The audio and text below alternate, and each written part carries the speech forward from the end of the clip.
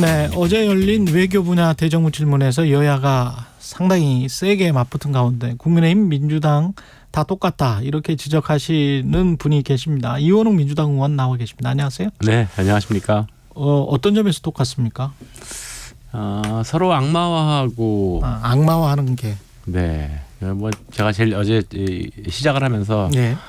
국민의힘에서 만든 윤석열 대통령의 사진 홍보물, 그다음에 최근에 민주당에서 만든 문재인 대통령의 사진, 그다음에 최근에 민주당에서 만든 윤석열 대통령의 사진 중에 아주 최고의 안 좋은 표정과 빛 이런 거를 활용한 사진을 만들어서 이제 홍보물로 뿌리고 뭐 이런 것들을 보면서 이게 지금 국회를 다 단적으로 대변하고 있는 거 아니냐라고 하는 생각을 좀 들었고요. 이럴 필요가 있느냐?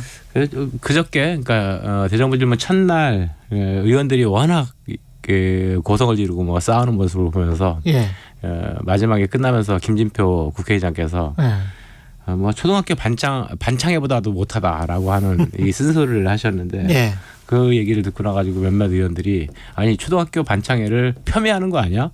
라고 하는 자조적인 얘기까지 나눌 정도였습니다. 어떻게 해야 돼요? 대화를. 그러니까요. 국회가 격투기장이 아니라 대화 타협을 통해 가지고 집단지성을 찾아가는 곳이라고 하는 그런 인식이 정말 여야 의원들뿐만 아니고 여야 지도부들한테 아주 강렬히 필요한 거 아닌가 싶습니다. 근데 그 돌파구는 어떻게 마련해야 될까요? 결국에는 어제도 제가 이제 여러 사회적 대타협을 틀은 만들어내는 여러 나라들, 스웨덴이라든가 뭐 덴마크, 네덜란드, 독일 등등의 예를 들어가면서 말씀을 드렸는데 지도자의 결단이 굉장히 중요한 겁니다. 그러니까 문재인 대통령 때 사회적 대타협을 이루기 위한 노력들을 못한 것이 참 아쉽고요. 그 어떤 정부가 됐든지 간에 이제 한 번 정도는 진영 간의 갈등을 극복하고 타협을 통해서 정말 대한민국의 진정한 문제가 지금 홍범도 장관 문제 아니지 않습니까? 더 중요한 거 있잖아요. 출산율 0.7명. 올해 상반기 초세 0.7명이었고 뭐 노인 빈곤율 압도적 1위고 사망률 압도적 1위고 뭐 그 아동행복지수 꼴찌고 뭐 이런 것들이 대한민국 사회를 지금 망가뜨리고 있는 일들인데 그런 문제들은 여야의 진영 싸움에 다 파묻혀가지고 진정으로 해결되지 못하고 있죠.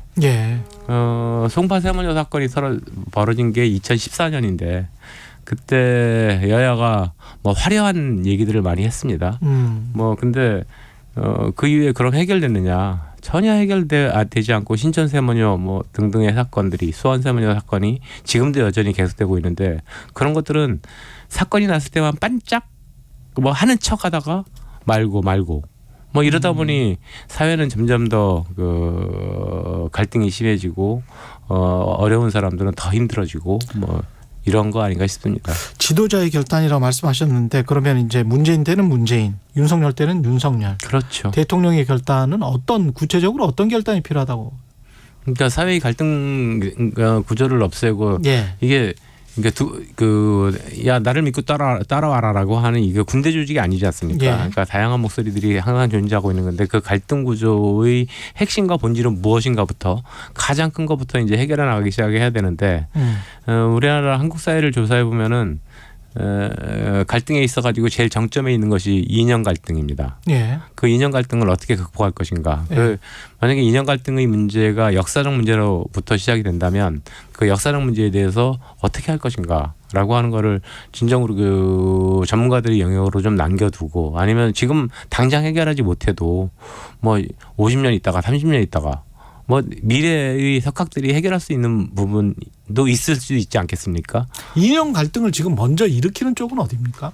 현재로서는 윤석열 대통령의 아주 많은 발언들이 이념 갈등들을 증폭시키고 있죠. 예를 들어서 반국가 세력 뭐 이런 것들. 반국가 세력, 홍범도 장군의 흉상 철거 논란, 뭐 이런 것들이 이제 보여주고 있는 거죠. 그럼 왜 그렇게 한다고 보세요? 그게 도움이 총선이나 정치 세력화, 결집 이런 거에 도움이 된다라고 생각하기 때문일까요?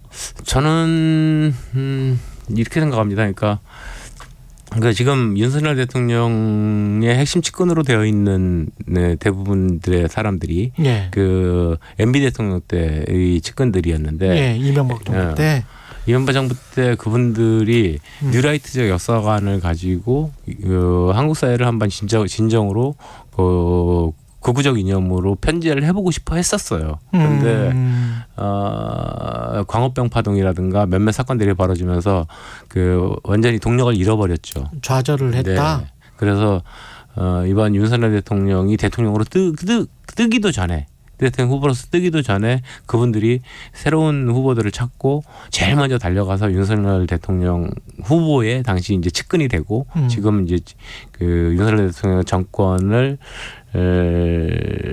만들어가고 있는 핵심 민사들이 되어 있는데, 그때 MB 대통령 때 하지 못했던 일들을 완성시키겠다라고 하는 생각이 아닌가 싶습니다. 대통령은 대통령 후보 시절에도 그렇고 대통령이 되고 난 다음에도 그렇고 지난해였던가요? 뭐 이념이 중요하지 않다, 민생이 중요하다 이렇게 이야기를 했었었잖아요. 그럼요. 후보 때. 근데 대통령의 생각이 바뀐 걸까요? 철저한 그러시죠. 이념을 지금 강조를 하고 있잖아요. 바뀌셨습니다. 바뀐 겁니까? 예. 바뀌었다고 그러니까 보세요? 예. 저는 어제도 제가 그 질문도 했는데요. 그러니까 대통령 후보 시절에도 그렇고 작년에도 민생이 제일 중요하고 국민 통합이 제일 중요하다라고 하는 말씀들을 하셨습니다. 그런데 예. 최근에는 이념이 훨씬 더 중요하다라고 하는 말씀들을 하십니다. 예.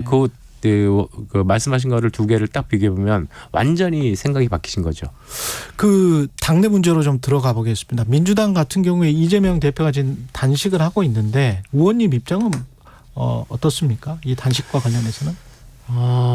좀 많이 안타까운데요. 단식 같은 이 자해적 투쟁 수단, 자해적 투쟁 수단은 최후의 수단인데, 이재명 당대표가 윤석열 정부의 실정에 대해서 최후의 수단이다라고 하는 생각을 갖고 던진 거 아닌가 싶습니다.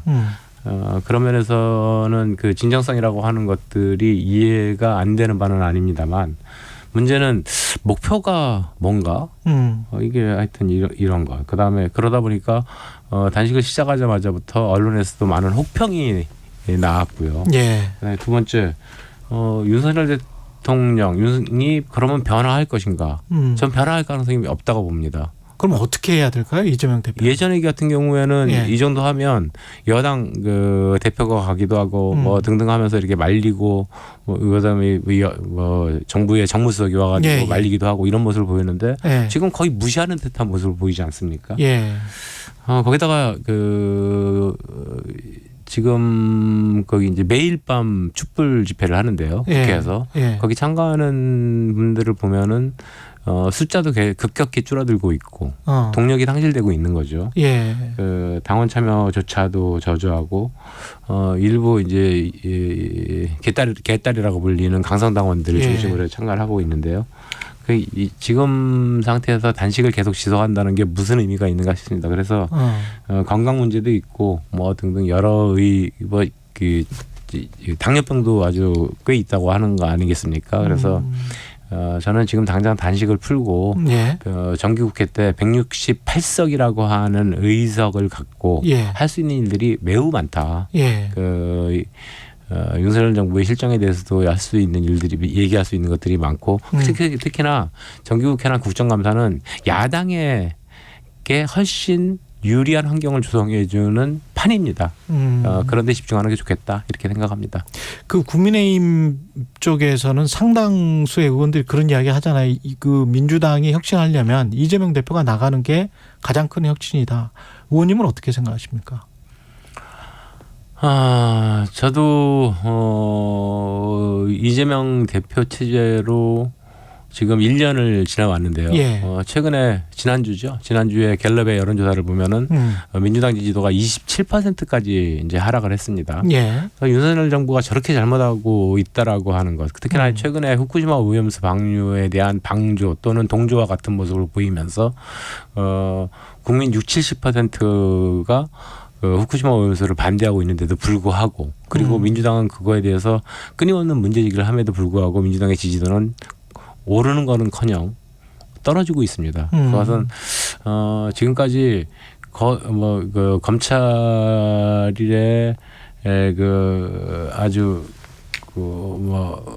전방위적 수사 400번이나 압수수색했다라고 하는 이런 것들을 보이지. 하여튼 정치검찰이 굉장히 무리함에도 불구하고 대부분의 것들이 이재명 대표가 하고자 하는 행위가 기승전 방탄으로 느껴진다는 거예요.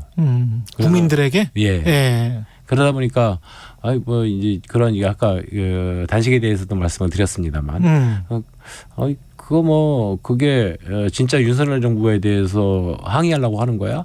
자기 방탄 지키려고 하는 거지 뭐. 이런 얘기들이 아주 그냥 광범위하게 퍼지다 보니까. 그래서 어떻게 해야 되는 거죠? 그러니까 단식을 풀고 지금 의원이 말씀하신 대표 스스로가 예. 결단해 주는 게 좋겠다. 이렇게 결단을 해 주신다는 게 대표를 내려가는 게 좋겠다? 네, 네. 구체적으로 대표를 내려가는 게 좋겠다. 그 전에 무슨 김남국 의원 제명안이랄지 제명안 부결 결정 뭐 이런 것들이 지금 이 판단에 영향을 미치고 있는 겁니까? 그렇죠. 그러니까 김남국 의원 제명에 대한 그 소위에서의 부결 결정은 진짜 도덕적 불감증, 민주당의 도덕적 불감증을 아주 극명하게 보여준 문제인데요. 예.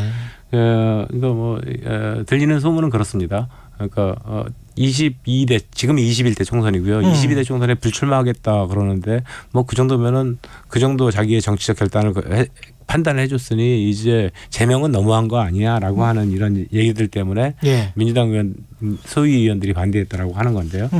그런데 김남국 의원의 코인 거래 문제가 불거진 것은 21대 때 벌어진 문제 아니겠습니까? 21대 때 문제는 21대 때 해결해야죠. 청문회 도중 그리고 상임위 도중에 또 코인 거래를 했다. 그래서 이해 충돌이 있었다. 그래가지고 윤리특위 자문위원회에서도 이것은 도저히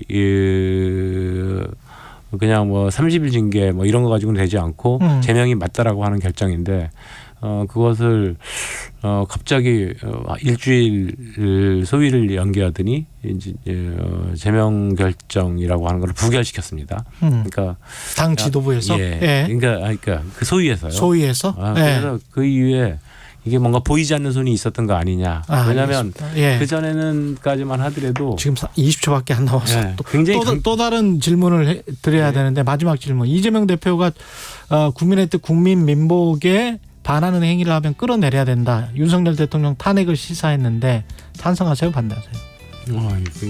저는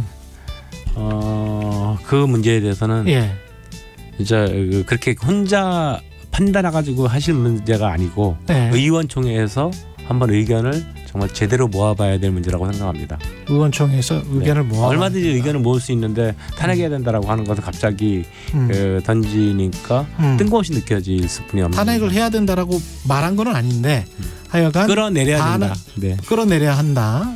그리고 왜냐하면 여기까지.